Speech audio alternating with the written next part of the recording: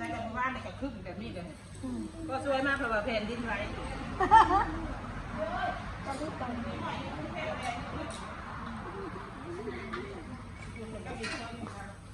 ต้องสุกกับสุกคุยว่าจะเบาเวลาเอาเลยใส่แบบพ่อหักเก่ากับไอ้หน้ามันนะไปที่ประเทศเก่าเก่ากับเม้นมันกับคนขาวนี่เด็กคนขาวนี่แค่มึงแค่มันได้เงินมาแล้วมันเอาหายมึงเอาแล้วมึงมาบ้านนี่เสียหึงแล้วเกิดออกแล้วมันหายลูกมันเดี๋ยวมึงเอาถ้ามึงตัดก็ตัดดีต้นลมเลยบ่เอาซื้อนมมาให้ได้เอาเนี่ยนะเอาไปส่วนเอาเพราะว่ามันเป็นคำที่ปากของคนเนาะมันบ่เอาแล้วบ่เอาคันที่เดินทางหาเงินก็คือตั้งใจหาเงินแต่ดวงเจ้าดีอยู่แล้ว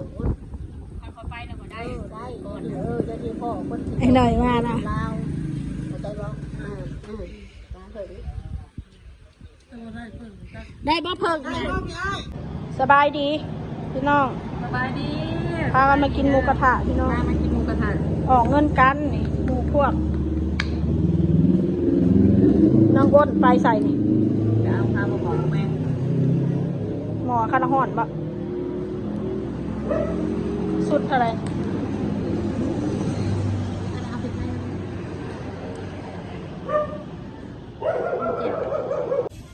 มอพี่น้อง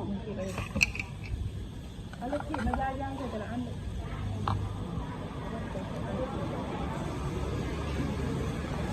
กินหมูกระทะเด้อแกงนัวบนนี้แบบเมื่อเขาไปใส่มาเป็นนัว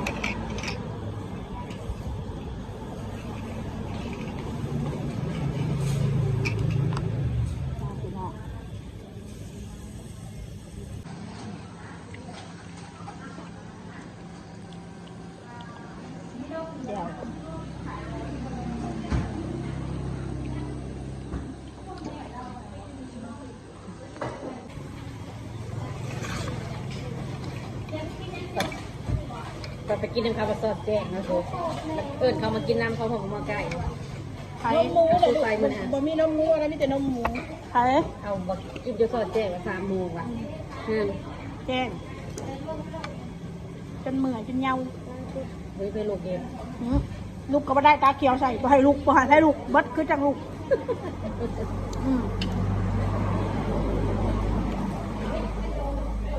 2 คืนเรียงเลยคืนก่อนนะโตเมื่อต่อกันอีกนี่นะเมื่อวัน4แล้วนั่นแหละบกวนมานี่กำลังเด็กเราจะไม่ทราบเลยต่อไปอยู่กุ้งแบบตัวใหญ่ๆเนาะกุ้งตัวใหญ่กุ้งตัวใหญ่ดีนั่นแหละพี่น้องเนื้อกุ้งพี่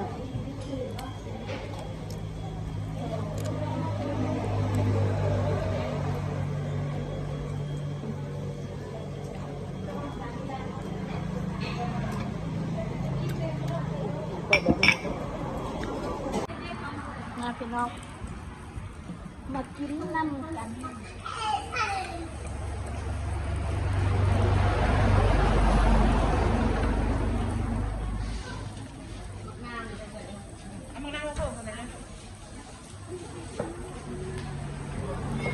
มียลุงเคน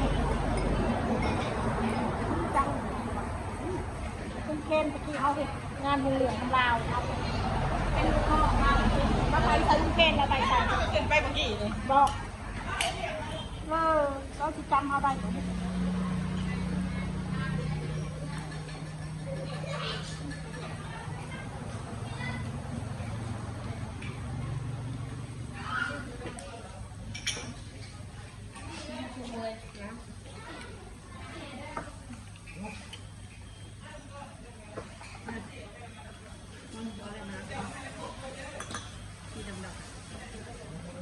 ่านั้นยาลาเนาะ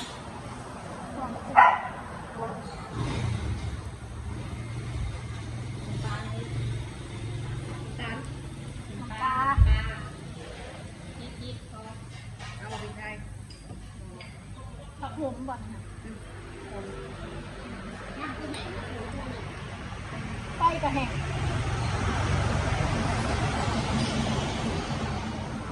ตื่นผ่านบ่ บอกเราคือ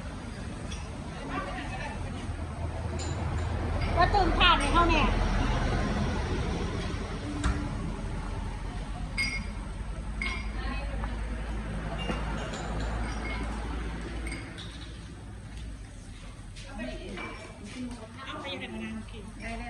เขาจะได้ทานไฟทาน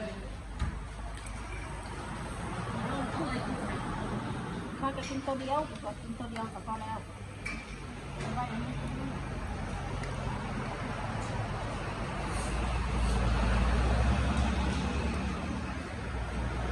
ไข่น้ำก้นมันจะอ้นไข่น้ำก้นมันจะ กูก็เปลี่ยนชงเห็นกูถอดชงขึ้นทีชักตากูต้องได้ซบขึ้นคือเก่ากูจะใส่ของมาสั่งหน้ากูมดสักตาย ไม่ได้ใส่ตัวนี้ กูได้ซบขึ้นมาคือเก่า ลูกพี่ได้ ทำไรที่พูดถึงแปลกขนาดมันปิดลิ้นยังอยู่หันเบิร์ออกมา มันมีความสุข มันมีความสุขเพราะคนเป็นเย็นเนี่ยแต่เว้นแต่คนท้อ เนี่ยทำมาแล้วกันไม่มาเลย เดี๋ยว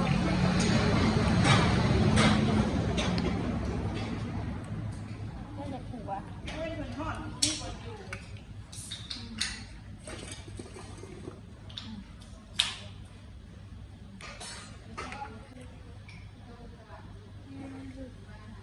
มันต้องใช้ลำว่านในกับครึ่งแบบนี้เลย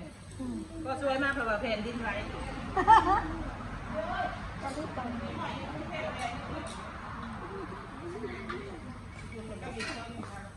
ก็ต้องสุกกับสุก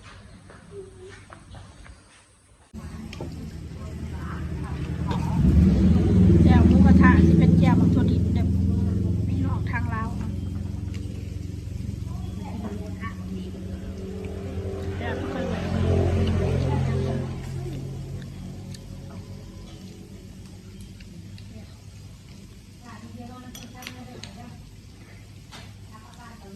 พูดเท่าไรดู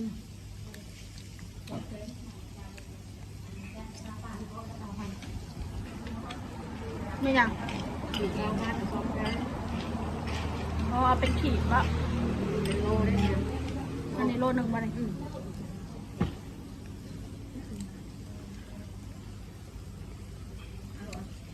ของฉันกับ300 กว่าบาทเนาะพอกินรู้ อันนี้ได้กินมันขีดมันกินตอนนึงหวานสุดยอด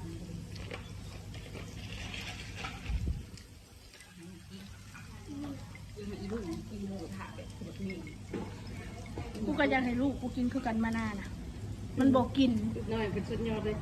หน่อยหมูกระทะจุ่มจีน ลูกมันพอกินเบิดเลยมีบอกกูเห็นมันกินอร่อยน้ำทิพย์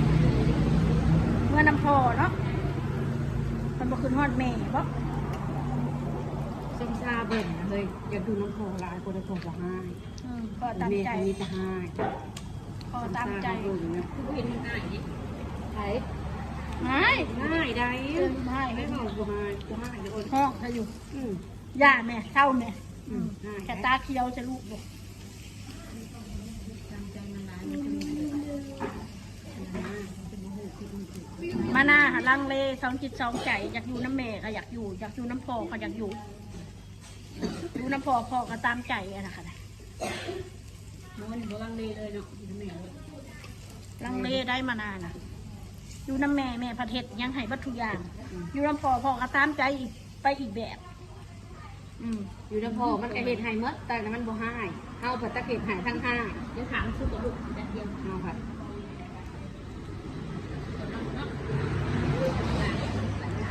อยู่น้ำพอพ่อสิเม็ดมัดผมให้ก็บ่ให้มัดบ่ให้จับผมนะสงสัยจับเฮง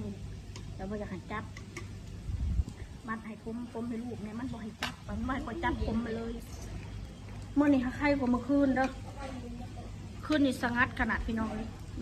มันห้อนมานั่งแล้วมีตาตัวสูงอยากอะไรนะตอนนี้จม โอ้ยอีอันนี้จับไปเลยสิไปกินของมึงมึงก็กินไปแล้วนะกูก็อีเมนกินปลากระไหลอืม ไอ้หู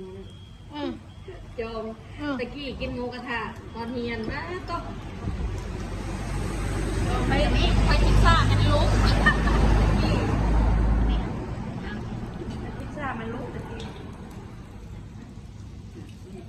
ยิ้มยิ้มแบบมน